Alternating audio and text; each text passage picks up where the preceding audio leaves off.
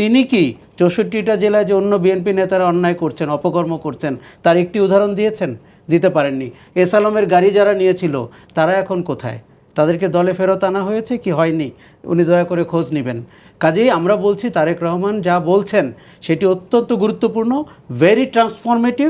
BNP নামক দলটির সাথে তার কোনো মিল খুঁজে পাচ্ছি না।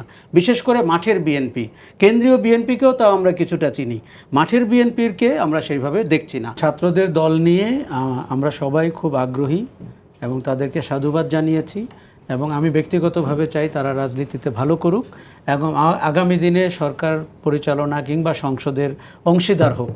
কেননা যারা গণ অভ্যুত্থান ঘটিয়েছে, যারা শেখ হাসিনাকে ঝেঁটিয়ে বিদায় করেছে, তাদের ন্যায়সঙ্গত দাবি রয়েছে বাংলাদেশের ভবিষ্যৎ রাজনীতির অংশ হওয়ার।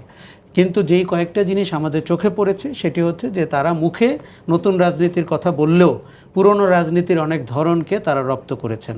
যেমন বিভিন্ন মানুষের থেকে টাকা নেওয়া অথবা ধনীদের থেকে টাকা নেওয়া, এটি কিন্তু কোনো অন্যায় না, কিন্তু আপনি পরিষ্কার করবেন যে আপনি কার থেকে টাকা নিয়েছেন। আপনাদের যে আলিশান অফিস সেটি ভাড়া কে দিয়েছে আপনাকে, আবার ওই যে মালিকটি তিনি আবার বসুন্ধরার সাথে যুক্ত, অতএব বসুন্ধরা কি ইনডিরেক্টলি আপনাকে ফাইন্যান্স করছে কিনা, এই কথাগুলো রিকশাওয়ালারা বলছেন। এটা এমন না যে একটা বিজ্ঞ মানুষ হিসাবে আমাকে বলতে হচ্ছে। আচ্ছা, তার মানে হচ্ছে যে দেখুন, হাসিনার পলাতক শক্তিদের কেউ কেউ ন্যাচারালাইজড হওয়ার জন্য বৈষম্য বিরোধীদেরকে যে কাছে আসার চেষ্টা করবেন, এটি তো সহজে অনুমেয়। আর যেই ব্যবসায়ী গ্রুপরা রয়েছেন যারা শেখ হাসিনাকে কিয়ামত পর্যন্ত ক্ষমতায় থাকতে বলেছিলেন, তারাও তো বাজারে রয়েছেন। তারা তাদের বড় বড় জমি রয়েছেন, দখল করা নদীগুলো রয়েছে, সেখান থেকে যদি নাগরিক কমিটি, জাতীয় নাগরিক পার্টি বৈষম্য বিরোধীদেরকে কিছু দিয়ে আবার তারাও ন্যাচারালাইজড হতে পারেন। এটি কিন্তু কোনো চাপ প্রয়োগের বিষয় না, এটি তাদের হাতে এমনিতেই আসবে। আমাদের যে সংস্কৃতি তাতে এটি আরও ব্যাপকভাবে আসবে।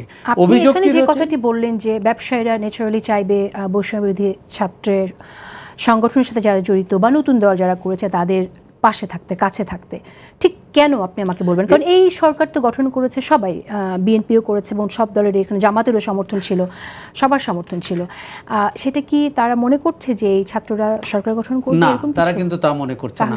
তারা আজকের দিনে পিঠ বাঁচানোর জন্য, কারণ তারা দেখতে পাচ্ছে বৈষম্য বিরোধী ছাত্র নেতাদের কেউ কেউ দারুণভাবে সোচ্চার, অনেক আগ্রাসী এবং উত্তেজক কথাবার্তা বলছেন এবং কোথাও কোথাও নিজে গিয়ে হাজির হচ্ছেন। তাদের ব্যাপারে অভিযোগ রয়েছে মেডিকেল কলেজে যাওয়া, ব্যবসায়িক প্রতিষ্ঠানে যাওয়া, টেলিভিশন চ্যানেলে ঢুকে পড়া।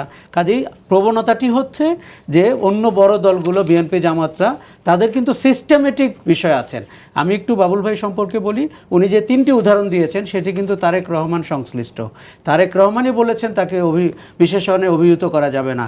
তিনিই বলেছেন যে ওই যে খালেদা জিয়ার বিরুদ্ধে কটূক্তি করা মানুষকে, কিন্তু তিনি কি ৬৪টা জেলায় যে অন্য বিএনপি নেতারা অন্যায় করছেন, অপকর্ম করছেন, তার একটি উদাহরণ দিয়েছেন? দিতে পারেননি। এস আলমের গাড়ি যারা নিয়েছিল তারা এখন কোথায়? তাদেরকে দলে ফেরত আনা হয়েছে কি হয়নি?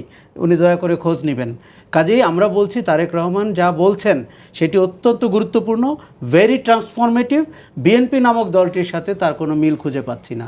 বিশেষ করে মাঠের বিএনপি, কেন্দ্রীয় বিএনপিকেও তাও আমরা কিছুটা চিনি, মাঠের বিএনপিকে আমরা সেইভাবে দেখছি না।